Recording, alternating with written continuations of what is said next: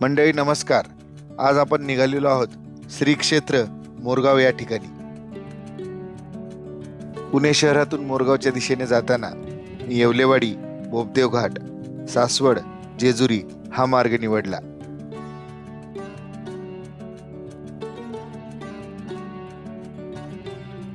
बोपदेव घाट वर चढून आल्यावर पुणे शहराचे विस्तारलेले रूप आपल्याला या ठिकाणाहून पाहायला मिळते.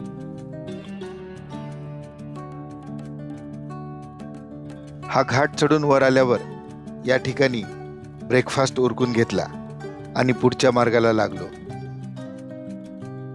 पुढच्या एका वळणावर रस्त्या शेजारी असलेल्या या फुलांच्या शेतीने माझं लक्ष वेधून घेतलं.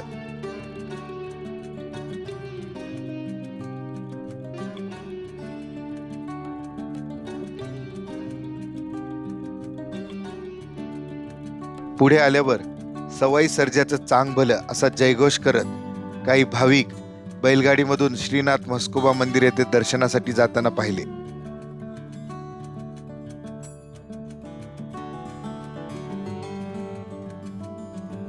सासवड व जेजुरी ही 2 गावे ओलांडून मी आता मोरगावच्या जवळ पोहोचत आलो. साधारण 2.5 तासाच्या प्रवासानंतर मी मोरगावमध्ये पोहोचलो.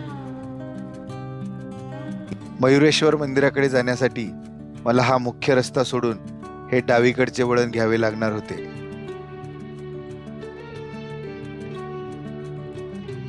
मोरगाव ग्रामपंचायत तर्फे उपलब्ध केलेल्या सुसज्ज पार्किंग मध्ये आपण आपली वाहने लावू शकतो.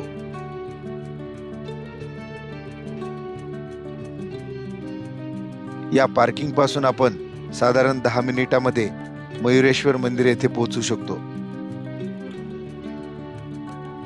मंदिराकडे घेऊन जाणाऱ्या या रस्त्यावरून श्री गणपती बाप्पाच्या दर्शनाची उत्सुकता आणखीनच वाढत होती.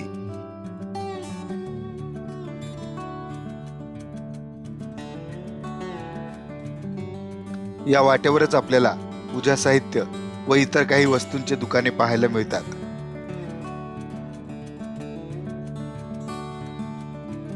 मंदिराजवळ असलेल्या एका दुकानामधून पूजा साहित्य खरेदी केले.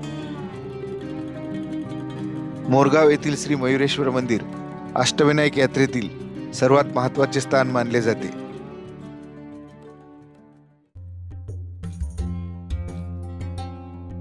श्रद्धा व भक्तीचे केंद्र असलेल्या या मंदिरामध्ये 12ही महिने आपल्याला भक्तांची वर्दळ पाहायला मिळते. मंडळी, या मंदिराचा इतिहास प्राचीन पौराणिक कथांमध्ये खोलवर रुजलेला आहे. श्री गणरायांनी मयुरेश्वर हे रूप धारण केले आणि एका भव्य मोरावर आरूढ होत महाकाय राक्षस सिंधूचा वध या ठिकाणी केला. त्यामुळेच हे स्थान पवित्र व शक्तिशाली बनले अशी आख्यायिका आहे.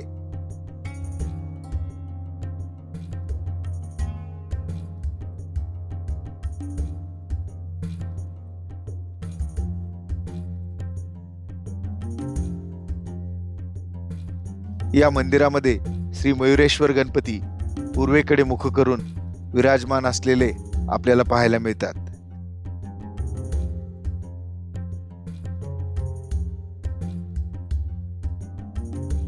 एका अखंड दगडामध्ये कोरलेली ही मूर्ती पाहून आपलं मन समाधानाने भरून जातं.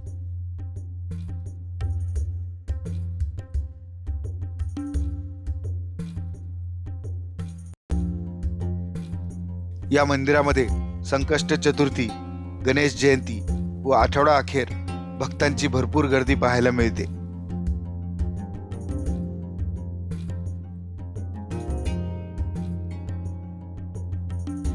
मंदिरातून बाहेर पडल्यावर उजव्या हाताला भक्त निवास व महाप्रसादाचे स्थान आपल्याला पाहायला मिळते.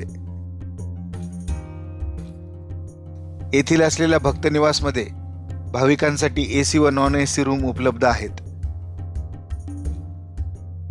लांबचा प्रवास करून आलेले बरेचसे भाविक या ठिकाणी मुक्कामी थांबतात.